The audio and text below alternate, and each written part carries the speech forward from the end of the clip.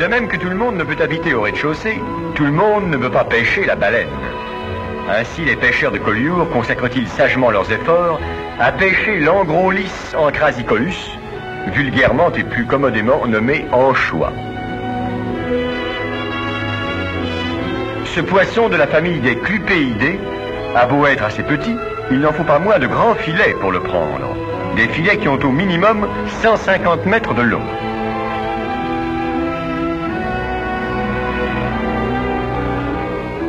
La pêche aux anchois a généralement lieu de nuit, d'où sur ce bateau dit fastier, cette grosse lanterne destinée par son éclat à attirer le poisson. Mais pour des raisons de visibilité que vous comprendrez aisément, la pêche aujourd'hui se déroulera de jour.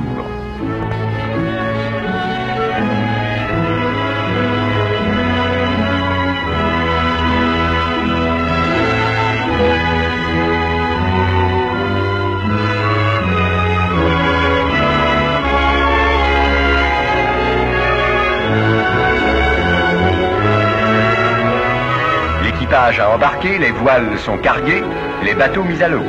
Toutes opérations qui se passent fort bien de commentaires.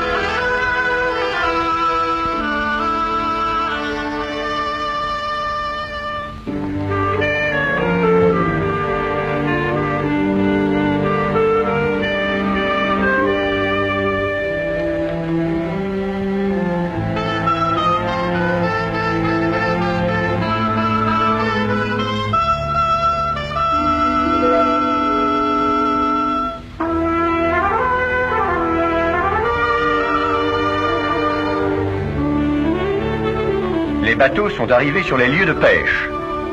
S'il faisait nuit, on allumerait les feux avant de jeter le filet.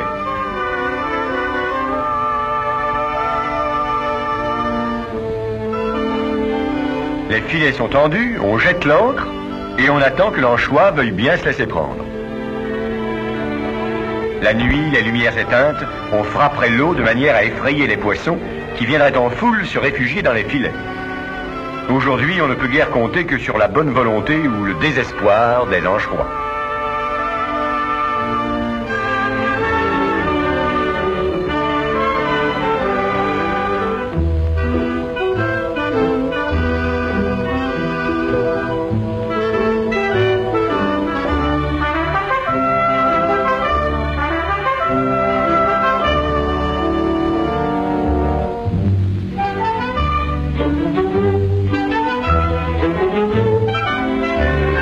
Mais il paraît que le moral est bon chez les anchois et qu'ils n'ont nulle envie de se suicider. En conséquence, la pêche s'annonce maigre.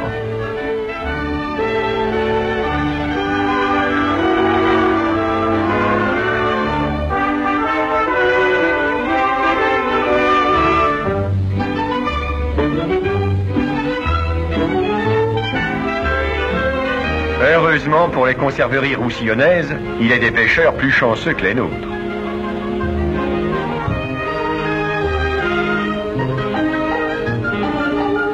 Les anchois, promis à la demi-immortalité de la côte, sont aspergés de sel, puis brassés sans ménagement.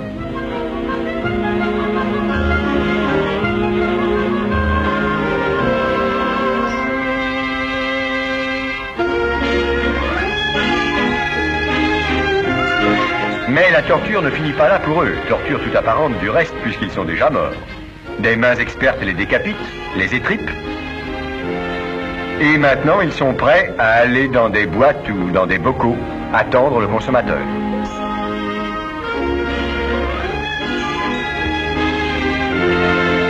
Avant de fermer le bocal, il est bon de ne pas oublier de mettre une dernière couche de sel protecteur.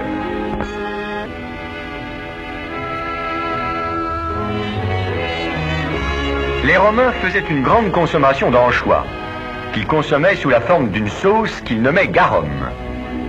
Sans doute aussi, gens raffinés, en farcissaient-ils des olives. Mais ils n'avaient certes pas pour confectionner cet aimable hors-d'œuvre cette prestigieuse machine à dénoyauter les olives.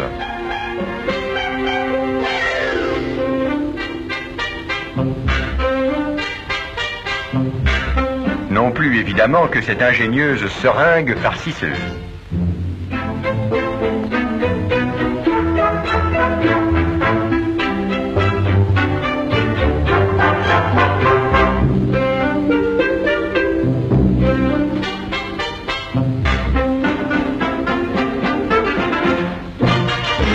Que la pêche ait été miraculeuse ou simplement médiocre, elle se termine toujours, est-il besoin de le dire, par le retour au port.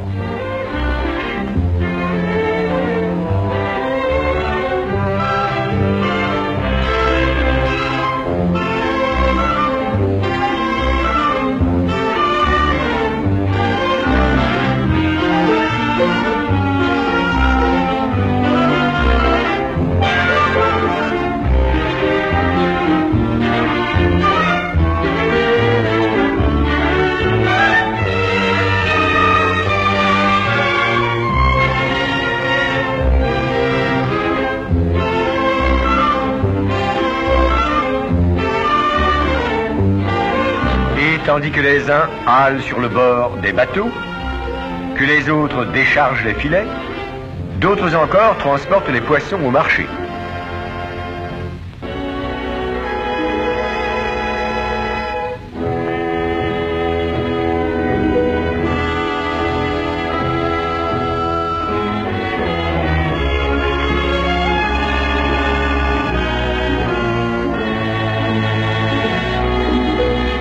Pendant ce temps, les filets étendus sur le sol vont sécher jusqu'à la prochaine pêche.